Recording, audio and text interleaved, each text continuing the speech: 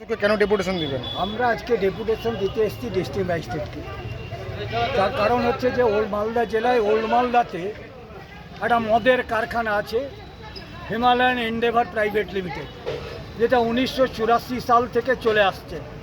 ওই কারখানা প্রেমিসেসের মধ্যেই ওখানে এক্সাইজের অফিস আছে, এক্সাইজের ডিসি সেখানেই বসেন এবং এক্সাইজ ডিপার্টমেন্ট গত 26/6/2025 তারিখ সালে তারা কারখানাটাকে বন্ধ ঘোষণা করেছেন।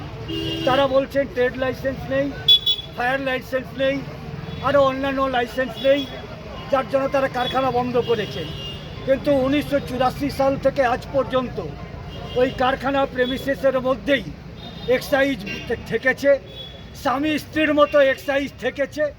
আর আজকে এখন তাদের বিচ্ছেদ শুরু হয়েছে। কেন শুরু হয়েছে, কেন কারখানা বন্ধ করেছে এক্সাইজ, সেইটা মানুষের বুঝতে কোনো অসুবিধা নেই।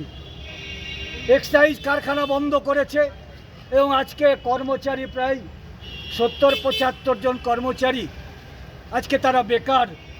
তাদের পরিবারের লোকেরা খাবে কি, তার ছেলে মেয়েরা পড়াশোনা করবে কি?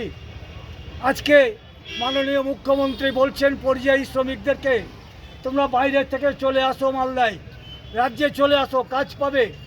আর রাজ্য সরকারেরই নিয়ন্ত্রণাধীন এক্সাইজ ডিপার্টমেন্ট আজকে একটা কারখানাকে বন্ধ ঘোষণা করেছে। এরা কত টাকা করে পেত? কত টাকা করে পেত বেতন? তারা কর্মচারীরা কেউ 10,000, কেউ 12,000, কেউ 15,000 এই টাকা পেতেন বন্ধর কারণ এবং সেই টাকা দিয়ে তাদেরকে সংসার চালাতে হয়। আজকে সেই কারখানা বন্ধ। এক্সাইজকে আমরা বলছি, এক্সাইজ তারা বিভিন্ন রকম অজুহাত তুলে দিচ্ছে। আমরা মালিক পক্ষকে বলছি, মালিক পক্ষ বলছে এক্সাইজ বললেই আমরা চালু করে দিব।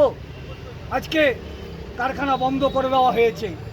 এর ভিতরে একটা যোগ সাজস ষড়যন্ত্র আছে এবং সেই ষড়যন্ত্র ডাল মে কুছ কালা হ্যায়।